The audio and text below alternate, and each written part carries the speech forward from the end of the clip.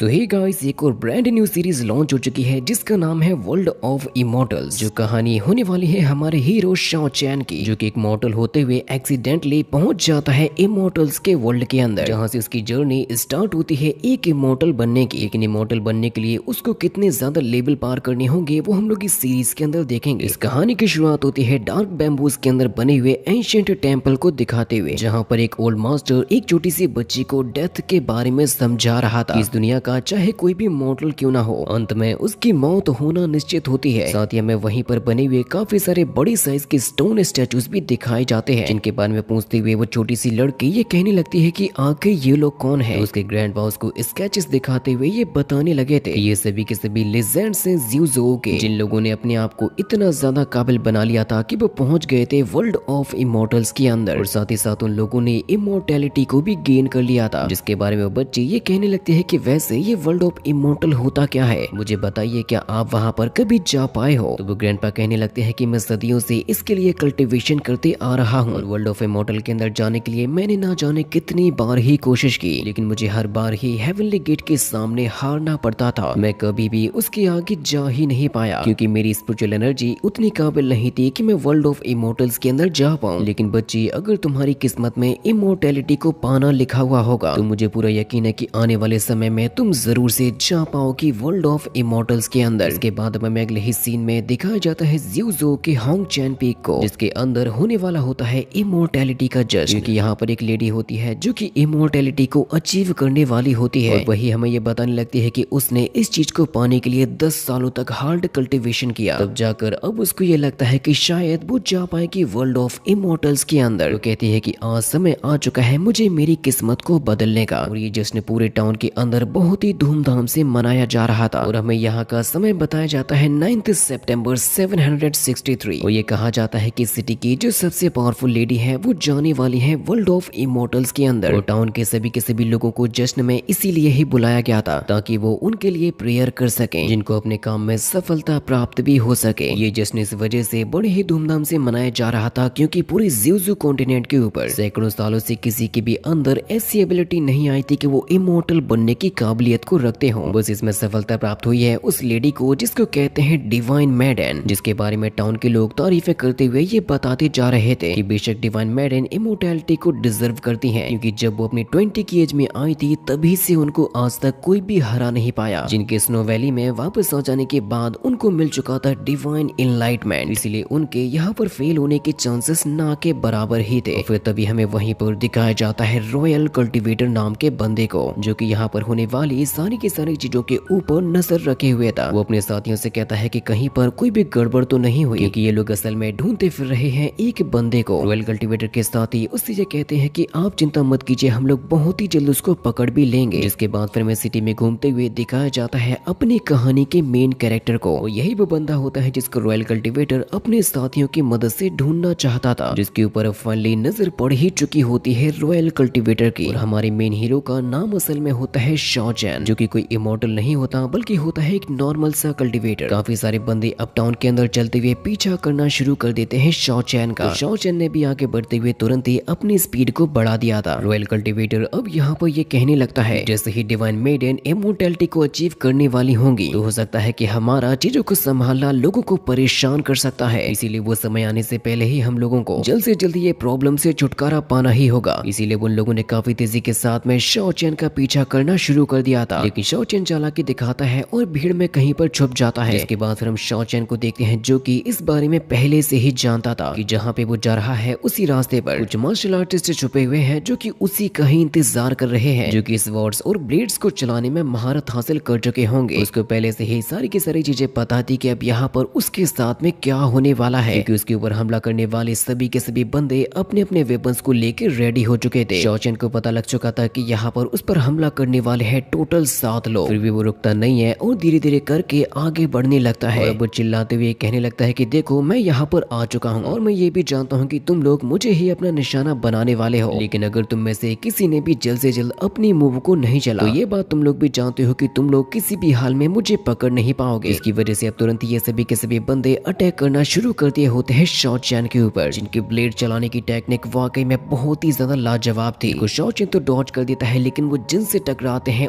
उन्हें खत्म कर देते हैं। यहाँ तक कि अचानक से वो हमला होने की वजह से एक लैंप फूट जाती है और चारों तरफ आग भी लग गई थी, जहाँ पर अब शाओ चैन के हाथों में आ चुका होता है एक बर्निंग बैम्बू। तभी फिर ये सभी के सभी बंदे ये कहने लगते हैं कि हम तुम्हें जानते हैं, तुम हो शाओ चैन और तुम असल में बिलोंग करते हो एंसेस्टर ड्रैगन विलेज से, जिसके ऊपर ये इल्जाम लगाया जा रहा था कि उसने एक रॉयल मैडेन को नुकसान पहुंचा दिया। और इन लोगों को ये लगता है कि अब ये डिवाइन मैडेन की इमोर्टैलिटी में कोई बाधा खड़ी ना कर दे, इसीलिए वो ये कहने लगते हैं कि अब हमें हमारी डिवाइन मैडेन को सेफ रखने के लिए तुम्हें अभी इसी वक्त ऑन द स्पॉट ही खत्म करना होगा। जिसके तुरंत ही बाद अब कई सारे वॉरियर शाओ चैन के ऊपर अटैक करने के लिए आने लगते हैं, जिनसे फाइट करने के लिए शाओ चैन यूज करने लग जाता है अपने उसे बर्निंग बैम्बू को। वो वाकई में यहाँ पर एक बैम्बू के हेल्प से फाइट कर रहा था इस वॉर्ड्स के साथ में, इसकी वजह से कोई भी स्वॉर्ड मैन उसके सामने टिक भी नहीं पाता। जिसके बाद शाओ चैन काफी तेजी के साथ में जाता है और अपने उसी बर्निंग बैम्बू को यूज करते हुए उसके ऊपर हमला करने वाले सभी के सभी बंदों को ढेर कर देता है। और ये कहने लगता है कि मैंने तुम लोगों से कितनी बार कह दिया, तुम्हारी जो रॉयल मैडेन की मौत हुई है उसका मुझसे कुछ भी नहीं लेना देना। जिसके बाद शाओ चैन ने अपनी स्वॉर्ड को भी निकाल लिया था रॉयल कल्टीवेटर के साथ में फाइट करने के लिए। रॉयल कल्टीवेटर ये कहने लगता है कि अब तुमने चाहे वो किया हो या फिर ना किया हो, तुम्हें आज किसी भी हाल में मरना ही होगा। जिसके तुरंत ही बाद वो भी अपनी स्वॉर्ड की मदद से अटैक करना शुरू कर देता है शाओ चैन के ऊपर। और इन दोनों का ही फाइटिंग लेवल सच में बहुत ही लाजवाब था, लेकिन शाओ चैन की एबिलिटीज के सामने टिक पाना उस बंदे के बस की बात नहीं थी कि शाओ चैन अपनी स्वॉर्ड को उसकी गर्दन पे रख चुका था। वो ये कहने लगता है कि सुनो लड़के, अगर तुमने मुझे हाथ लगाने की भी कोशिश की तो प्रिंसेस तुम्हें अपने हाथों से ही जान से मार देंगे। शाओ चैन उससे कहता है कि अगर मैं तुम्हें यहाँ से जाने दूं तो तुम आने वाले समय में मेरे लिए ही बाधा बन जाओगे। इसीलिए उसने रॉयल कल्टीवेटर को केवल एक ही झटके के साथ में जान से मार दिया था। हम ये देख पाते हैं कि शाओ चैन ने इन बंदों की लाशों के ढेर लगा के रख दिए थे। अपने काम को अंजाम देने के बाद अब वो यहाँ से आगे बढ़ने लगा था, लेकिन उसी वक्त शाओ चैन को इस बात का रियलाइज होता है जैसे कि उसके ऊपर एक बहुत ही ज्यादा खतरनाक हमला होने वाला हो, जिसको रोकने के लिए काफी सारी लैंप्स को यूज करने वाली लड़कियां आ जाती हैं, जो कि ये कहने लगते हैं कि शाओ चैन अपने आप को सरेंडर कर दो क्योंकि यहाँ पर आ चुकी हैं प्रिंसेस, इसलिए अपने गुनाह को कबूल कर लो और हमारे सामने अपना सर भी झुका दो। जिस मोमेंट पर तभी उन गर्ल्स ने अटैक करना शुरू कर दिया होता है शाओ चैन के ऊपर, तो शाओ चैन उनके अटैक्स को डॉज करता है और यहाँ से खुद को बचाने लगता है, लेकिन वो ज्यादा देर तक ऐसा कर भी नहीं पाता क्योंकि उन गर्ल्स ने अपने रिवेंज का यूज करते हुए शाओ चैन को पकड़ ही लिया था, जिसको वो जोरों के साथ में खींचती हैं और घुटनों पर ला देती हैं। जिस मोमेंट पर तभी हम यहाँ पर आता हुआ देख पाते हैं ब्यूटीफुल प्रिंसेस को, जो कि फूलों की पंखुड़ियों पर अपने कदम रखते हुए आगे बढ़ रही थी, जिसके बारे में हमें ये बताया जाता है कि असल में ये लड़की होती है royal celestial maiden Zhao Linger. Zhao Linger सामने आते ही कहने लगती है कि तुम हो शाओ चैन और अब तुम्हें अपने गुनाह को कबूल भी कर लेना चाहिए। शाओ चैन उससे कहने लगता है कि मैं यहाँ पर केवल डिवाइन मैडेन को इमोर्टैलिटी को अचीव करते हुए देखने के लिए आया था। मैं आखिर रॉयल फैमिली के साथ में फाइट क्यों ही करना चाहूंगा। तुम्हारी जिस मैडेन की जान गई है वो खुद ही उसकी जिम्मेदार थी, उसका गलती से पैर फिसला और वो खाई में गिर के जान से मारी गई। आप लोग खुद ये सोचो कि आखिर इसमें मेरी क्या ही गलती हो सकती है। ज़ाओ लिंगर केवल एक ही ऑर्डर देती है कि इस लड़के को जान से मार दो, जिसके लिए गर्ल्स अपनी रिवेंज को खींचने लग जाती हैं शाओ चैन को जान से मारने के लिए। शाओ चैन कह रहा था कि ये मैडेंस अपनी जिस फॉर्मेशन का यूज कर रही हैं वो सच में बहुत ही पावरफुल है, जिसको ब्रेक करने के लिए शाओ चैन भी यहाँ पर यूज करने लग जाता है अपनी पावरफुल फॉर्मेशन को, क्योंकि उसको ये पता होता है कि अगर उसने इन लोगों के साथ में फाइट की तो वो वाकई में जान से मारा ही जाएगा। इसीलिए वो अपने फॉर्मेशंस का यूज करता है अटैक करने के लिए। जो नजारा देखकर ज़ाओ लिंगर कहने लगती है कि यानी कि तुम भी एक मार्शल आर्टिस्ट हो, जहाँ पर अब शाओ चैन डायरेक्टली बढ़ रहा होता है ज़ाओ लिंगर पर अटैक करने के लिए, लेकिन शाओ चैन अभी इतना पावरफुल नहीं होता कि वो लिंगर के सामने टिक भी पाता। और अब ये दोनों ही एक दूसरे के आमने सामने आ चुके थे, जहाँ पर शाओ चैन अपने दोनों हाथों में फॉर्मेशन का यूज करता है और अटैक करने लग जाता है ज़ाओ लिंगर के ऊपर। वो अपनी सुपर पावरफुल फॉर्मेशंस का यूज कर रहा था लिंगर को इंजर्ड करने के लिए, लेकिन लिंगर की जो एबिलिटीज होती हैं वो सच में बहुत ही कमाल की थी। इसके तुरंत ही बाद अब लिंगर अपनी इस वॉर्ड की हेल्प से अटैक करने के लिए आने लगते हैं शाओ चैन के ऊपर, जिसको रोकने के लिए शाओ चैन ने अपनी मल्टीपल लेयर्ड फॉर्मेशन को बना लिया था, जिसको असल में कहते हैं हेवनली गिफ्टेड ची कल्टीवेशन। लेकिन शाओ चैन की ये टेक्निक भी टिक नहीं पाती लिंगर के सामने, क्योंकि वो अपनी इस वॉर्ड की मदद से थोड़े ही समय के अंदर उस शील्ड को तोड़ के रख देती है। लेकिन शाओ चैन ऐसा करते हुए उसको बेवकूफ बनाना चाहता था, क्योंकि शाओ चैन तुरंत ही यहाँ से भागकर जाने लगता है। तो लिंगर अपने साथियों से कहने लग जाती है कि तुम लोग मेरा पीछा मत करना, क्योंकि तुम में से कोई भी चाह कर भी उसकी बराबरी नहीं कर पाएगा। जिसके तुरंत ही बाद प्रिंसेस पीछा करने लग जाती है शाओ चैन का, और कहती है कि जरा मैं भी देखती हूँ कि अगर तुम कितने समय तक और कहाँ तक मुझसे भागकर जा पाओगे। वो जैसे ही शाओ चैन पर अपने इस वॉर्ड के अटैक्स को यूज कर रही थी तो शाओ चैन यूज कर रहा था अपनी फॉर्मेशंस का, लेकिन इसी के साथ साथ लिंगर अपने पावरफुल अटैक अटैक्स का भी यूज कर रही थी, जिससे कि शाओचैन अपने आप को बचाने के लिए और भी तेजी के साथ में भागने लग जाता है। यहाँ तक कि अब तो ये लोग पहुंच चुके होते हैं फेस्टिवल वाली जगह पे, जहाँ पर फायर से उड़ने वाले फ्लाइंग ड्रैगन्स को उड़ाया जा रहा था। ये दोनों के दोनों तो उन्हीं के ऊपर भी फाइट करने लग जाते हैं। जिस मोमेंट पर तभी लिंगर अपने एक स्वॉर्ड टेक्निक को यूज करने लग जाती है, जिसको असल में कहते हैं रेनबो स्वॉर्ड टेक्निक, जिससे कि यहाँ पर 7 स्वॉर्ड सामने आती हैं और वो अटैक होने को जा रही होती है शाओचैन पर, जिनसे बचने के लिए वो अपनी सुपर फास्ट रिफ्लेक्शंस और फॉर्मेशंस का यूज कर रहा था। जिसके तुरंत ही बाद इन दोनों के ही बीच में क्लोज कॉम्बैट भी स्टार्ट हो गया था, जिससे कि फिर शाओचैन ये कहने लगता है कि भले ही मैं इसके साथ में ज्यादा समय तक फाइट ना कर सकूं, लेकिन कम से कम मैं अपनी पावर का यूज करते हुए थोड़े समय के लिए खुद को तो बचा ही सकता हूँ, क्योंकि मैं ये जानता हूँ कि मैं ज्यादा समय तक इसके सामने टिक नहीं पाऊंगा। इसीलिए शाओचैन को कोई एक ऐसा तरीका चाहिए होता है जिससे कि वो यहाँ से निकल सके। जिसके तुरंत ही बाद अब ये दोनों के दोनों अपने अपने स्ट्रॉन्गेस्ट अटैक को करने के लिए सामने आ जाते हैं, लेकिन तभी हम देख पाते हैं कि लिंगर ने अपने स्वॉर्ड के केवल एक ही अटैक से शाओचैन की उस फॉर्मेशन को ब्रेक ही कर दिया, जिसकी स्वॉर्ड भी अब शाओचैन को मारने के लिए जा रहे थे। लेकिन उसी मोमेंट पर यहाँ पर एक बहुत ही अजीब चीज होती है। सिटी के बीच में से एक शॉक वेव निकलती है, जिससे कि ऐसा लग रहा था जैसे कि यहाँ पर समय रुक गया हो। चलने वाले लोग रुक जाते हैं, फाइट करते हुए शाओचैन और लिंगर भी रुक गए थे। इसके बाद फिर हमें सामने से आता हुआ दिखाया जाता है डिवाइन मेडेन को, जो कि अब हमें यहाँ पर बताने लगते हैं ह्यूमन इमोशंस के डीप थॉट्स के बारे में। वो कहने लगते हैं कि आखिर एक ह्यूमन के अंदर ऐसा क्या होता है जो कि उसको दूसरों से अलग बनाता है। जैसे कि अगर लिंगर के बारे में कहा जाए तो वो यहाँ की इंजॉयमेंट को छोड़कर अपने काम पर ध्यान दे रही है, और वहीं अगर दूसरी तरफ बात की जाए यहाँ पर इंजॉय को करते हुए सिटी के लोगों के बारे में, वो अपने इस पल को, इस इमोशन को कभी भी भूल नहीं पाएंगे। जहाँ पर अब हमें इनके बारे में बताया जाता है, जो कि होते हैं ज़ूज़ू कॉन्टिनेंट की गॉडेस, जिनका नाम होता है लेनुओ, और ये होते हैं निर्वाणा रियल में। वो अपने सामने देखते हैं कि लिंगर जो अटैक करने वाली है शाओचैन के ऊपर, वो शाओचैन की जिंदगी को केवल एक ही झटके के साथ में खत्म कर सकता है। लेकिन उन्होंने शाओचैन के अंदर कुछ ऐसी एबिलिटीज को देखा था जिसकी वजह से वो उसको बचा लेती हैं। वो केवल अपनी जरा सी पावर को यूज करते हुए लिंगर के स्वॉर्ड के रुख को ही मोड़ देती हैं, और यहाँ से आगे बढ़ जाती हैं उस जगह पे जहाँ पर ओपन होने वाला होता है हेवन का गेट, जिनके आगे जाते ही टाइम भी एकदम नॉर्मल हो जाता है। और लिंगर का जो अटैक शाओचैन को मारने वाला था वो उससे भी बच गया था। जो बात तो लिंगर को भी समझ में नहीं आई थी कि आखिर ये बंदा उसके अटैक से बचा तो बचा कैसे। शाओचैन जैसे यहाँ से आगे जाने लगता है तो लिंगर ने उसका फिर से पीछा करना शुरू कर दिया था, जिसके बाद अब हमें अगले ही सीन में दिखाया जाता है होंगचेन पीक के हैंगिंग टेम्पल को, जहाँ पर सभी के सभी लोग इंतजार कर रहे होते हैं गॉडेस का। उन लोगों को यकीन होता है कि हाँ बहुत ही जल्द वो यहाँ पर सामने आ जाएंगे, लेकिन अभी तक कुछ लोगों को तो ये भी पता नहीं होता कि आखिर इमोर्टैलिटी में जाने का मतलब क्या होता है। तो उसके बारे में बताते हुए एक बंदा ये कहने लगता है कि जब कोई भी कल्टिवेटर मॉर्टल रियल्म के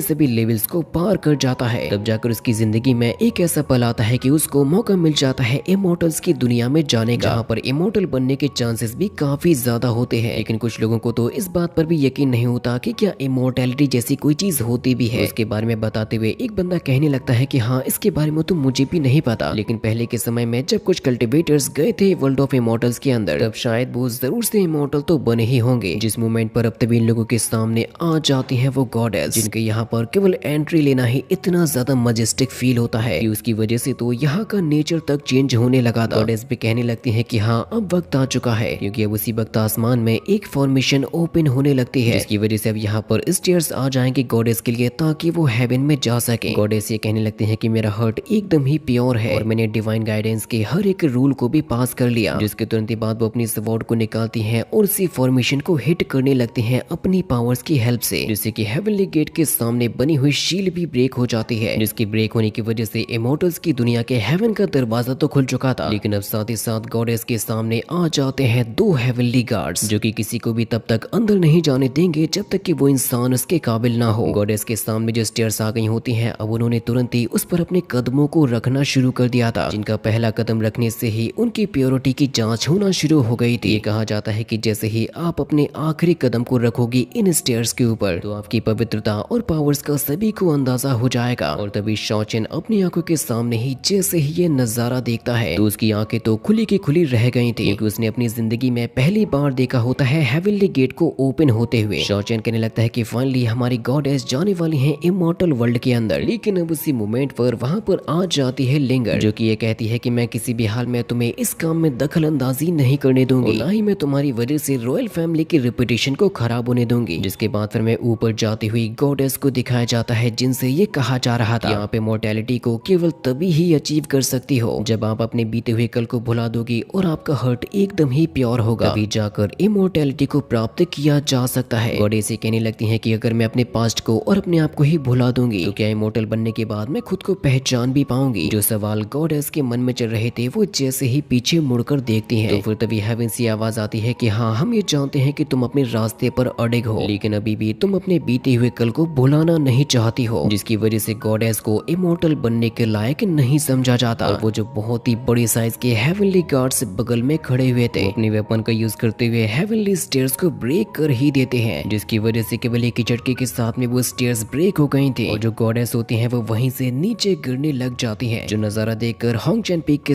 सभी लोग एकदम ही शॉक रह जाते हैं, क्योंकि उनमें से किसी को भी ये समझ में नहीं आ रहा था कि आखिर अचानक से ये क्या हो गया। उन लोगों की आंखों के सामने जो गॉडेस एक इमोर्टल बनने वाली थी अचानक से वो नीचे कैसे गिरने लगी। साथ ही साथ वहीं पर नीचे फाइट चल रही होती है शाओ चैन और लिंगर के बीच में। जिन लोगों की जैसे ही नजर पड़ती है इस हादसे के ऊपर तो शाओ चैन सोचने लग जाता है कि यानी कि गॉडेस को अपने काम में सफलता प्राप्त नहीं हुई। हेवन से आवाज आने लगती है कि हेवन में आ पाना और एक इमोर्टल बन पाना ये आसान काम नहीं होता। एक इमोर्टल बनने के लिए जो काबिलियत चाहिए होती है वो हर किसी के अंदर नहीं होती। भले ही तुम्हारा हार्ट बहुत ही साफ है, बहुत ही प्योर है, लेकिन जब तक तुम अपनी इस पुरानी जिंदगी को नहीं भुलाओगी तब तक तुम एक इमोर्टल नहीं बन पाओगी। गॉडेस नीचे गिरते हुए उन लोगों के बारे में सोच रही थी जो कि इस फेस्टिवल को एंजॉय करने के लिए आए थे, जिन्होंने कभी भी ये सोचा नहीं होगा कि यहाँ पर एक इतना बड़ा हादसा हो जाएगा। गॉडेस खुद के बारे में सोचने लगती हैं कि उन्होंने कभी भी ये सोचा नहीं था कि उनकी फीलिंग उनके फेल होने का इतना बड़ा रीजन बन जाएंगी। जिसके बाद फिर तभी हम लिंगर को देख पाते हैं जो कि अपनी बराबर पावर को यूज करते ही जा रही थी। इस मोमेंट पर उसने अपने एक बहुत ही ज्यादा स्ट्रॉन्ग अटैक को यूज किया होता है शाओ चैन पर हिट करने के लिए, जहाँ पर शाओ चैन पहाड़ी के एकदम लास्ट में ही खड़ा हुआ था। जिस मोमेंट पर लिंगर वहां पर पहुंचती है और अपनी इस वॉर्ड से एक बहुत ही स्ट्रॉन्गेस्ट अटैक को कर देती है, जिसकी वजह से शाओ चैन और लिंगर दोनों के दोनों नीचे गिरने लगते हैं टूटती हुई चट्टानों के साथ में। लेकिन फिर तभी हम देख पाते हैं गॉडेस को जो कि ये कहने लगती है कि मुझे किसी भी हाल में इमोर्टैलिटी को अचीव करना ही है, इसलिए अब चाहे मुझे उसके लिए कुछ भी क्यों ना करना पड़े मैं वो करने के लिए तैयार हूँ, फिर चाहे उसके लिए उन्हें अपने सबसे प्यारे लोगों को ही बुलाना क्यों ना पड़े। और अब आगे बढ़ने के लिए वो यूज करने लग जाती हैं अपने एक हेवनली बर्ड को, जिसके ऊपर बैठकर वो जैसे ही यहाँ से आगे बढ़ रही थी कहने लगती है कि मैंने यहाँ तक आने में निर्वाणा के लेवल में खुद को लाने के लिए ना जाने कितने ही सालों से मेहनत की है, इसलिए वो एकदम ही फोकस होती है वर्ल्ड ऑफ इमोर्टल्स के अंदर जाने के लिए। लेकिन जैसे जैसे करके वो यहाँ से आगे बढ़ रही थी तो फिर वो सामने खड़े हुए गार्ड्स ये कहने लगते हैं तुम हेवन में एंटर करने के काबिल नहीं हो, फिर आकर तुम फोर्सफुली ऐसा करने की कोशिश कैसे कर सकती हो। तो फिर गॉडेस अपनी पावर्स को दिखाने के लिए और अपने आप को साबित करने के लिए और भी तेजी के साथ में आगे बढ़ना शुरू कर देती है, जहाँ पर अब वो गार्ड्स गॉडेस को रोकने के लिए अपने वेपन्स का यूज करने लगे थे। लेकिन गॉडेस ने जैसे ही यहाँ पर अपने अटैक को किया था तो वो केवल चंद अटैक्स के साथ में ही उन गार्ड्स को फिनिश कर देती है, जिससे कि उनकी पावर्स का अंदाजा लगाया जा सकता है कि वो कितनी ज्यादा स्ट्रांग होंगी। तभी हम शाओ चैन को देख पाते हैं जिसके ऊपर अटैक करने वाली होती है लिंगर, और उसी ही मूवमेंट पर गॉडेस एंटर करने वाली थी हेवन के अंदर, जिनके वहां पर जाने की वजह से जितनी भी चीजें उस लाइट के अंदर आ जाती हैं तो वो भी यानी कि शाओ चैन और लिंगर वो भी चले जाते हैं वर्ल्ड ऑफ इमोर्टल्स के अंदर। लेकिन शाओ चैन के मन में उसकी पूरी की पूरी पास्ट लाइफ रिवाइंड हो जाती है, क्योंकि उसे उसके सबसे प्यारे साथी ने दिया था एक स्पिरिचुअल ब्रेसलेट, शाओ चैन के हाथ से निकल के गिर जाता है उसी के ही बगल में। एक्चुअली में शाओ चैन पहुंच चुका होता है वर्ल्ड ऑफ इमोर्टल्स के ड्रैगन आइलैंड के ऊपर, जहाँ की दुनिया और नजारा एकदम ही अलग होते हैं मॉर्टल के वर्ल्ड से। यहाँ पर बहने वाली स्पिरिचुअल एनर्जी भी एकदम प्योर होती है कि इस वर्ल्ड के अंदर पाए जाते हैं स्पिरिचुअल फ्लावर्स, जहाँ पर तभी हम एक स्पिरिचुअल फ्लावर के अंदर से निकलता हुआ देख पाते हैं एक यूनिकॉर्न को, जिसने अभी हाल ही में अपना नया जन्म लिया था और उसको कहा जाता है हेवनली हॉर्स, जो कि जब शाओ चैन को नीचे डला हुआ देखता है तो वो तुरंत ही पहुंच जाता है उसी के ही पास में। उसको देखने लगता है, वो उसको चेक करने लगता है कि आखिर ये कौन है और कहां से आया है। शाओ चैन बेहोशी की हालत में याद कर रहा था अपने मॉम और डैड को, जिसको होश में आता हुआ देखकर वो यूनिकॉर्न तुरंत ही यहाँ से जंप लगाते हुए भाग जाता है। और जैसे उसकी आंख खुली होती है वो सबसे पहले अपनी आंखों के सामने पाता है उसी स्पिरिचुअल ब्रेसलेट को, जिसको उठा के शाओ चैन ने अपने पास में रख लिया था। लेकिन जब उसने अपने चारों तरफ ही देखा होता है तो यहाँ की दुनिया को देखकर शाओ चैन की तो आंखें खुली की खुली रह गई थी। उसे ना तो पता होता है और ना ही समझ में आ रहा था कि आखिर ये जगह है तो है कौन सी, जहाँ पर रहने वाले स्पिरिचुअल क्रिएचर्स बहुत ही अजीब और ब्यूटीफुल नजर आते हैं। इसके बाद अब शाओ चैन इस आइलैंड के ऊपर घूमने लगता है और अपनी नजरों को घुमाते हुए देखता है तो फिर उसको नजर आती है यहाँ की ब्यूटीनेस, क्योंकि शाओ चैन पहुंच चुका होता है कोस्टल क्लिफ्स के